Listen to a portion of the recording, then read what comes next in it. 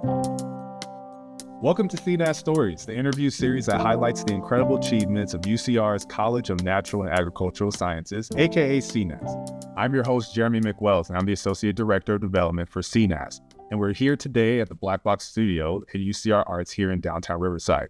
And today we have another special guest. So for our guest today, he's a recent alumnus from the class of 2023 who majored in biology and aspires to go to the medical field. Through my work in fundraising, I came across this young man through his passion for giving back. Our first meeting was about 1 year ago, and since then we've worked to create an endowment on the campus that will support students under a very unique circumstance. This act of generosity actually makes him the youngest individual philanthropic donor in the history of UCR. I am honored today to welcome to CNAS Stories, Joshua Tejada. How are you doing, sir? I am great. Thank you so much for having me. I'm really excited to be here and talk about my story. And so, we appreciate you being here with us, and I think that it's only right that we start from the beginning of your story, right? If you take it back about 4, 5, 6 years ago, however long it was, when you were in high school, when you first heard about UCR, how did you exactly hear about UCR? What attracted you here? Let's start with the origins of your story. Great question. So I actually remember this very vividly. I was on the football field in high school, and my best friend's sister was attending UCR at the time. He had kind of mentioned it to me briefly, and I met with her later, and she was actually a campus tour guide. So it was like the perfect pitch for UCR. And what was really important to me was making sure that they had all the resources to be a competitive applicant for medical school. And after hearing about the student life and the community, I knew that that's where I wanted to go. So that's how I ended up here. So you're at UCR, you make it through your first year. Yeah. Tell us about your time, first year, second year, your whole entire time at UCR. Yeah. How was that for you? If you can just give us some detail on that. Yeah, so my time at UCR was amazing. My first year, I was so excited, a bit overwhelmed with the freedom that comes with being a college student. Right. And I really felt like I was able to take advantage of a lot of the resources at UCR. You know, I joined various organizations like the Latino Medical Student Association, the San Bernardino Free Clinic, the American Medical Student Association. It wasn't short of challenges. However, you know, from my freshman year to my junior year, I lost both my parents actually. And so, as you can imagine, that was an extremely difficult challenge that she had to go through. Yeah, that's, first of all, so sorry. I know we've talked about this before, but once again, so sorry about your loss when it comes to your parents. And obviously that impacts exactly what you're doing. We'll get into that a little bit more, but can you take us through that time, that moment? Yeah. How did you navigate this tragedy? Yeah. How were you able to turn it into a positive? Yeah. And just, you know, how did you deal with it at that particular time? Yeah. Well, thank you so much. So yeah, in my freshman year coming into UCR, I lost my dad suddenly from a heart attack, right, or heart disease. And the following year in 2020, my mom was diagnosed with pancreatic cancer. And so that was a completely different battle that we had to deal with. And she lost that battle in March of 2023. And so as you can imagine, in both instances, we were in and out of the hospital, in and out of appointments, and it was very emotionally draining, not just for myself and my sister and I, right? We were alone now. And so we had no guidance. We had no one to go to that could kind of provide that for us. And so one of the ways that we were able to manage that was really relying on a strong support group. You know, I had amazing friends that were there. I could call them at any hour.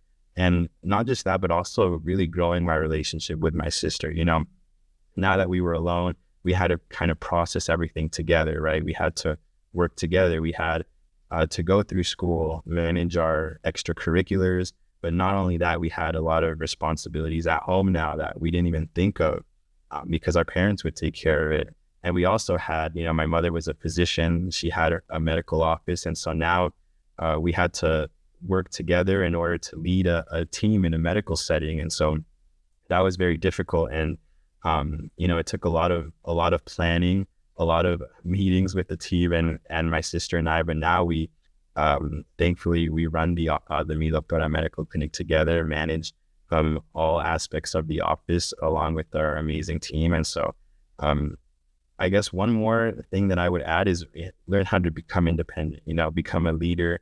And really effectively manage all these different aspects and responsibilities that we now found ourselves.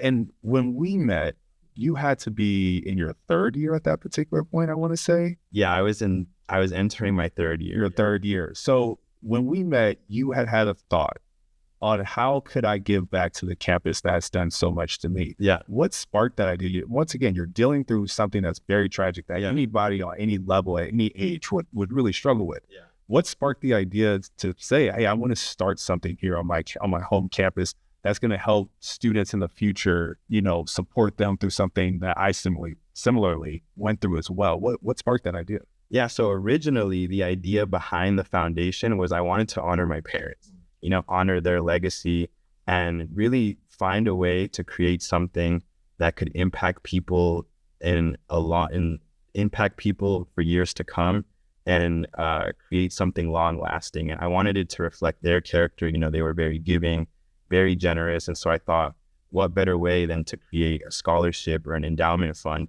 where it all started, right, at UCR. This is where I really learned to grow and develop into who I am today. And so that was the original idea that sparked it. And it was kind of my way of telling students, you may be going through something that's similar to my situation. It may be different and people may not know about it necessarily, but you're not alone. And so this is kind of my way of telling them that. And if I can do it, then trust me, you guys can too. So it is a very unique situation. And I feel like most in those situations feel like they are alone, but it's really nice to see that folks like yourself are thinking about those students and even, that support, it goes a long way, not just the dollar amount, but the thinking behind it. Right. Can you take us through the foundation a little bit more? What are your plans for the foundation? What's the ultimate goal here? Yeah. And what are your dreams for the foundation, maybe in the years to come? Yeah, great question. So our mission and our goal is to create scholarships and endowments across universities in the United States that provide aid to students that have lost either one or both legal guardians or gone through some sort of extenuating circumstance that's preventing them or hindering their education. And so we really want to try and reach out to those students and help them out. In terms of future goals that I have for the foundation, I really want to maximize the amount of donors we get, make sure that it's self-sustainable, and eventually expand our mission.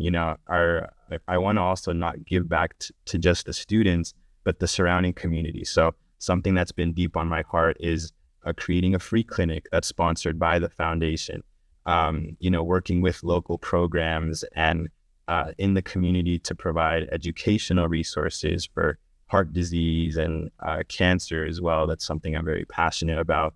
And also food pantries, possibly opening up a food pantry sponsored by the foundation that provides aid to the community as well.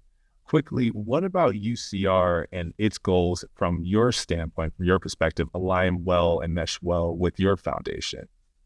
I think something that stands out to me a lot that I resonate with is it's not just about UCR, right? I think it's about the community, the IE, and everything that stands for the Inland Empire, right? So it's the students, of course. It's also the patients. There are a lot of disadvantaged individuals and minorities surrounding UCR, and I think there's so many resources on campus that aim to, like I said, not just help the students, but the surrounding community members. There's a food pantry and different resources that we have at the school that aim to make a difference in these people's lives. So that's something that I really resonate with. And so that's why it was important to do this at UCR. Yeah.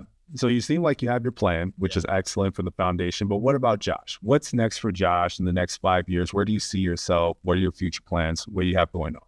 Ooh, great question. So I start medical school next year. Wow. Yeah. So I'm very excited for that. Very grateful for that opportunity. I could accomplish my dreams. Yeah. Make my parents proud. I want to continue expanding the foundation, growing our team and making sure that we're kind of on track to fulfill our goals. I want to continue growing the team at the Doctora medical clinic, growing my mother's legacy and making sure that that's something that is here for years to come, providing aid for patients as well. And I also want to do some sort of research in the meantime while I start medical school related to my passion, which is heart health and cancer. And travel. That's the last thing on the list. Just travel a little bit, explore the world until I start medical school. That sounds like a great plan. Me being a fundraiser, of course, by trade, if you will, it's so important for these stories to get broadcasted, right? Because others who are thinking about being philanthropic with their finances, or if it's volunteering their time, what have you. Why is it so important to give back to UCR from your perspective, right? You've now started this endowment. Yeah. What are the benefits that are seen and unseen about, giving back to UCR as a campus? What are your thoughts there on that? I think one of the great things about giving back, especially as an alumni, right? Having been at UCR, I feel like so much was poured in to not just myself, but other students through different organizations and all the resources that they have. So it just feels really good to give back to the school and know that you're making a positive impact in someone's life that you may not even know, right? So like I previously mentioned, there are students who may have lost a parent as well. And I don't know them, but just knowing that I could give back to those students and positively impact their lives, maybe encourage them by sharing my story, is something that's, I think, really rewarding, and it's good to know. Last question for you, Josh. What words of encouragement do you have to students that are going through struggle, who went through something traumatic? What words of encouragement can you give to them so that they also can make it through the finish lines? I would say find your empowerment. There's always whatever struggle you're going through, whether it's similar to mine, if it looks different, no matter how big or small, there's always something there that you could use as a source of motivation and drive to accomplish your goals. And you just have to be aware of it. Sometimes the answer may be in your face and obvious, and sometimes you may need help finding it, like I did. So I would encourage students to, reach out to a therapist, maybe a friend who's more experienced in this, that could really help you find closure in that struggle and really move on and accomplish your dreams. That's awesome. Josh, we wish you the absolute best as you continue to do your work with the foundation, the Doctora Foundation. I'm looking forward to seeing the partnership that develops between you and UCR. I have a funny feeling that we're going to be seeing you in the future pretty soon here. So thank you for your time once again. I wanted to say thank you to the UCR Arts team at Black Box Studios for allowing us to be in their space once again. And if you want to support this foundation, if you want to support this endowment, please reach out to me at jeremy.mcwells@ucr.edu. And that's going to do it for today's CNAS Story episode 2. We will see you next time. Please stay safe and take care.